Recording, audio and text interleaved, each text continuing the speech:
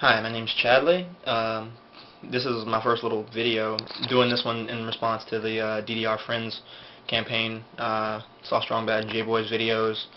I like J-Boy. Don't have any video editing software, so it's just gonna be pretty much me, just talking to the camera.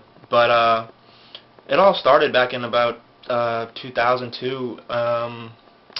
Had a DDR competition at Boomtown Casino, and I just happened to walk in upon it, and I was like, holy crap, those guys are really ridiculous at this game. And I was with my cousin at the time, and she was like, oh, well, we should play. But I was like, no, there's a tournament going on, so we just kind of, chilled and played other stuff.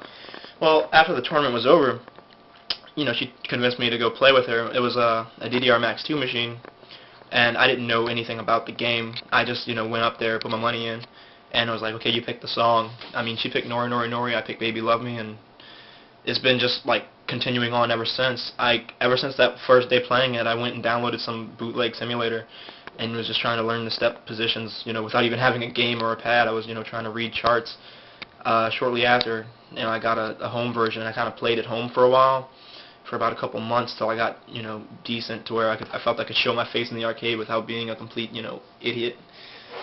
Shortly thereafter, yeah, I just would go to the arcade, and I met pretty much what was called the NODDR crew at the time. Consisted of upwards of like 15 people. And at first they were kind of hesitant upon accepting me because I was the new guy. But after that we exchanged numbers, got emails and stuff, started talking, and started holding tournaments, and then people would come from all over the South, really. Not so big as J-Boy's DDR Storm and shit, like how he went over there, but we had people from Florida, some, like, I think 2 dudes from Georgia, Arkansas maybe, Texas, a lot of people from Mississippi and Alabama. They came to our tournaments too. Pretty much played DDR religiously for the whole lifespan of Extreme. I mean, we kept in touch a lot, really. Just like every weekend, I would go to Boomtown, at least once a week. Yeah, but oftentimes more than that. Like I'd go Friday night, stay over by my friend's house, and then we'd go over Saturday night, and then Sunday I'd just have to go home because I had school.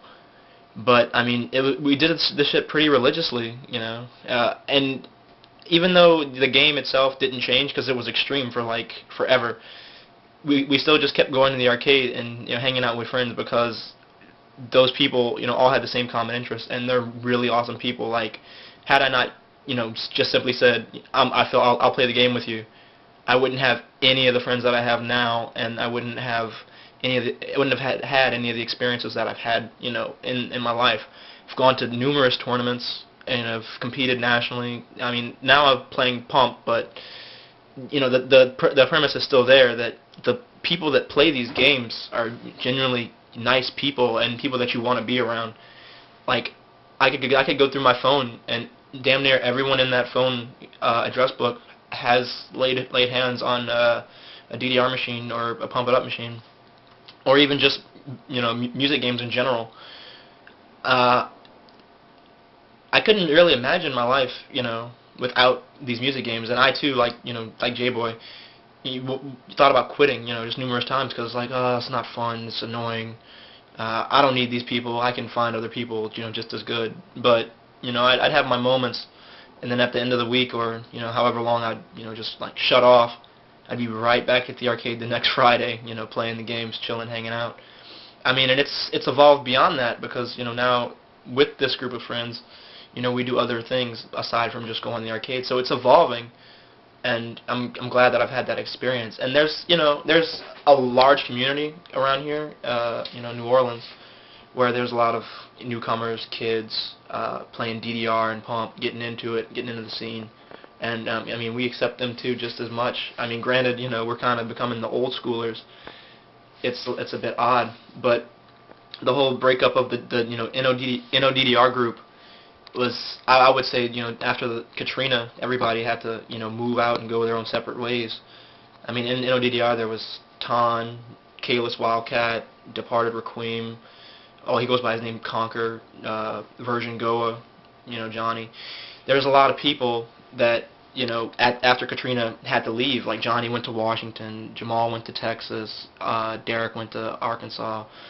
I mean, Ton went to Texas too. I mean, everybody just scattered around, and right after Katrina was when I started playing Pump, because I didn't have any of my older community, and then the Pump community embraced me as well. Point is, these communities are the greatest thing that I've experienced in my life, and wouldn't have it any other way. But if you have an experience, go ahead, post a reply, let us know about it. If you want more, just ask. I could go in depth more about the stories if you want. But yeah, Chaddly, Louisiana, out.